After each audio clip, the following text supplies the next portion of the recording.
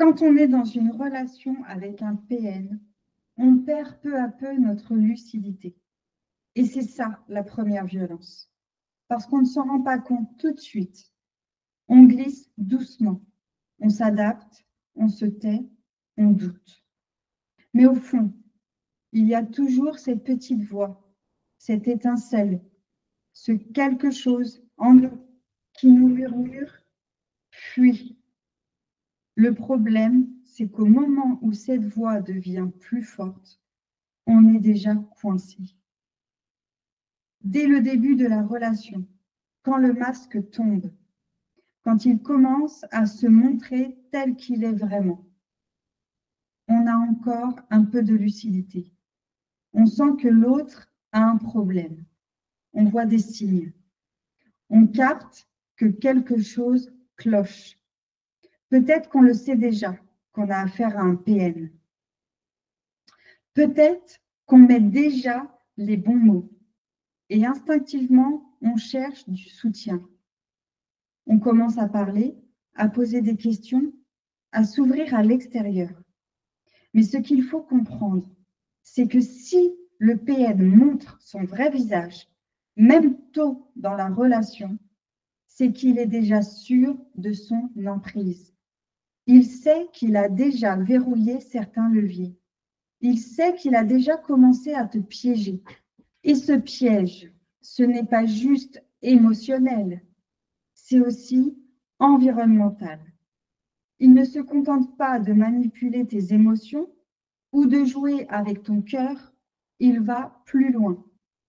Il veut que tu sois dépendant de lui à tous les niveaux. Financièrement, socialement, matériellement, il va t'isoler, t'éloigner de tes soutiens, t'affaiblir, t'appauvrir. Il va saboter tout ce qui pourrait t'aider à sortir de la relation. C'est stratégique, c'est froid, c'est calculé.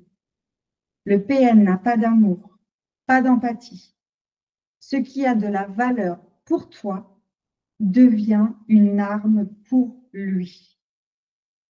Les enfants, le mariage, une maison, un projet commun, tout est bon à utiliser contre toi. Pas parce qu'il y croit, mais parce qu'il sait que toi, tu y crois. Lui, il méprise l'amour, la vie, la paix, le respect. Ce qui l'anime, c'est le pouvoir, le contrôle, la domination et surtout le plaisir malsain de te mettre en échec. Ce qu'il prend, il ne le savoure pas vraiment. Ce qui le nourrit, c'est de te voir dans le manque, dans la douleur, dans la détresse. Et c'est pour ça que se séparer d'un PN, ce n'est pas juste rompre une relation, c'est sortir d'un système d'emprise. C'est sortir d'un piège psychologique, énergétique, matériel, parfois même juridique. Alors, comment réussir sa séparation avec un PN? Déjà, en comprenant que ce n'est pas toi le problème. Tu n'es pas faible, tu n'es pas fou, tu n'exagères pas. Tu es sous emprise. Et pour te libérer, il va falloir préparer ta sortie, comme un plan de fuite, stratégiquement, en silence, en douceur. Il ne faut pas l'affronter de face, il faut l'anticiper, créer des appuis à l'extérieur, retrouver de l'autonomie, te reconstruire en parallèle de la séparation. Parce que oui, la séparation, ce n'est pas qu'un moment, c'est un processus. C'est une reprise de pouvoir. Et cette reprise commence par une décision intérieure. Une décision qui ne dépend plus de lui. Une décision que tu prends pour toi, même si tu ne sais pas encore comment tu vas faire. Tu n'as pas besoin d'avoir toutes les réponses aujourd'hui.